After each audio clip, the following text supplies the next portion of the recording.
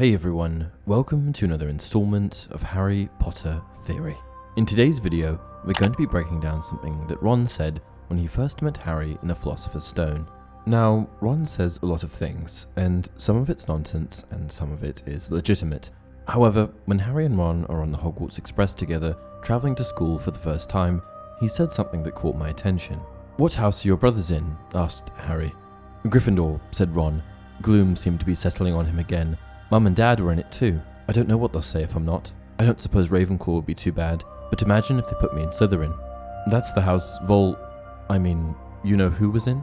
"Yeah," said Ron. He flopped back into his seat, looking depressed. When I read the statement for the first time, no alarm bells went off, because, I didn't know the full story at that point. However, after reading all of the books and watching all of the films, it became apparent that there was a bit of a problem with Ron's statement. It's well known that Voldemort's identity was unknown. No one knew that he was Tom Riddle. So how did Ron know that he was in Slytherin at that point in time? Ron was just a little kid. How could he have known? Dumbledore discusses Voldemort's anonymity himself in the next book. Very few people know that Lord Voldemort was once called Tom Riddle. I taught him myself 50 years ago at Hogwarts. He disappeared after leaving the school, travelled far and wide, sank so deeply into the dark arts, consorted with the very worst of our kind, underwent so many dangerous, magical transformations that when he resurfaced as Lord Voldemort, he was barely recognisable. Hardly anyone connected Lord Voldemort with the clever, handsome boy who was once head boy here. So again, how did Ron know?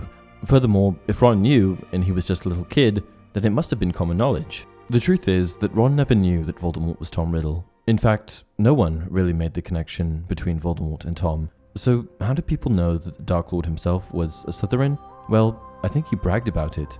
Voldemort, even at the height of his power, had a track record of bragging about his heritage, and that's because he was a descendant of school founder Salazar Slytherin himself.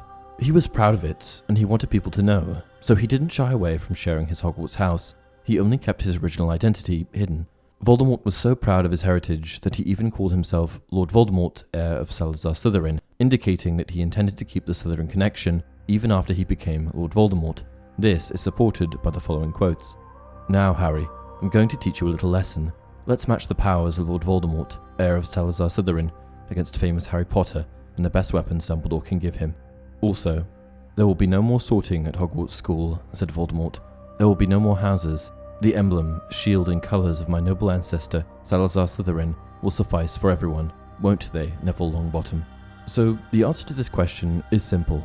Voldemort was a known and proud Slytherin who likely blagged about it, and though people didn't know which Slytherin student he was, it didn't matter.